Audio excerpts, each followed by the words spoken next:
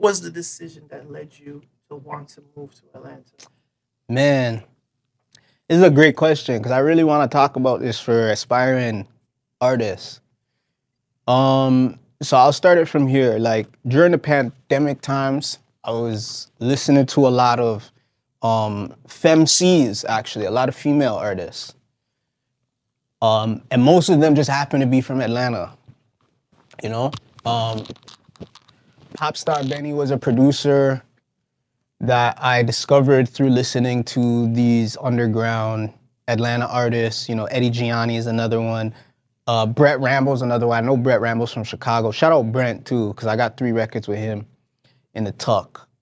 But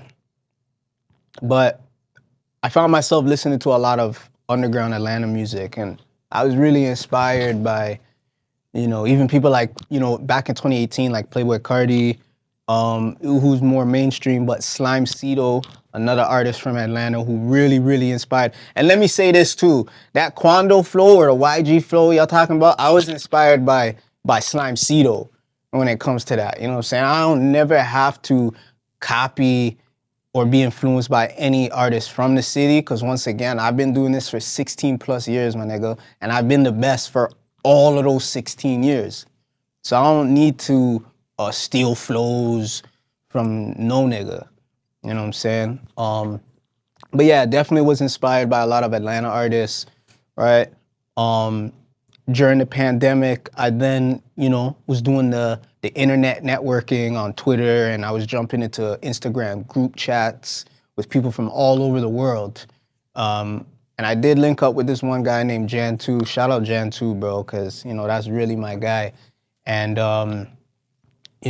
we did Soda Money Records, and then we actually hosted our own show in Atlanta 2 years ago in February 3rd. I had Popstar Benny as the DJ, you know what I'm saying? He followed me on Instagram and Twitter. I had Tony Snow, who was the headliner, and then I had a whole bunch of different local Atlanta artists. So I went out there and the vibes was fucking crazy. We had 600 people out there, gang. You know what I'm saying? I could barely get 600 people from our own city to come to an event. You know what I'm saying? So just in general, America is more supportive in the music because there's more of an infrastructure out there. We don't have an infrastructure here in Canada to do shit. You know what I'm saying? We can't even send oil to Europe right now, let alone fucking do anything important when it comes to music, right? In Atlanta, my own girl was telling me, when you get there, first thing you want to do is connect with the DJs at the strip clubs, because a lot of the DJs at the strip clubs work at the radio stations. So if you could build a connection with them, they spin your shit on radio all day, they'll spin your shit in the club all night. Now you're having some kind of motion. You know what I'm saying? We don't have radio stations out here doing that. We don't have DJs out here that are breaking new artists and that are indie friendly. They're looking to break new artists. They're not looking to just play whatever's hot or whoever's already popping. Those niggas don't need more exposure, fam. You know what I'm saying? We don't have no venues. All of our venues are shutting down. It's either like a little venue, or you got like the Rogers Center. Who's gonna do the Rogers Center? 2 years ago, I wanted to book Lucky, for 50 bands. I wanted to book him for a show. My biggest problem was finding the right venue size that wasn't too small, but also wasn't too big, because we obviously want to sell out. But with a very small venue, now I have to increase the ticket price to even try to break even, let alone profit.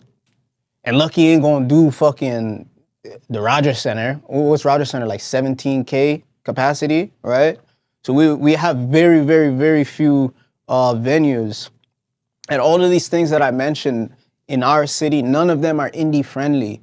It's very cliquish out here. I like I said, I've been doing this for a very long time. Niggas know my fucking name. You know what I'm saying? But, I guess because of accolades or streams or whatever, like, niggas don't want to fuck with you until, like, until something really happens so they can say, oh yeah, I fuck with that nigga, you know? In America, it's like because there's an actual infrastructure and something can actually pop off, people are more willing to help you out because new artists means new money. You know what I'm saying? If I have a nigga in New York help me do this, that, and the third, now I'm signed or whatever the case, or I'm going state to state, doing shows, making money. He knows he can make money off of that. There's no money out here for hip hop in Canada. So that was one of the main reasons why I wanted to leave Canada in general. But Atlanta is just, it's a vibe, bro. Like Atlanta, I got a lot of people who fuck with me out in Atlanta, you know what I'm saying? They know I'm sick too, that's the thing. And, you know, whether it be New York or Atlanta, like being a nigga from Toronto, Ontario, Canada, like they all fuck with that because they all want to come here too, but they just don't know anybody. And once again, there's not a lot of venues out here. There's no DJs out here trying to break new artists, make something shake. So, you know, Soda Money Records, we here to bridge the gap. That's one of our slogans. Bridge the gap, put money in your pockets.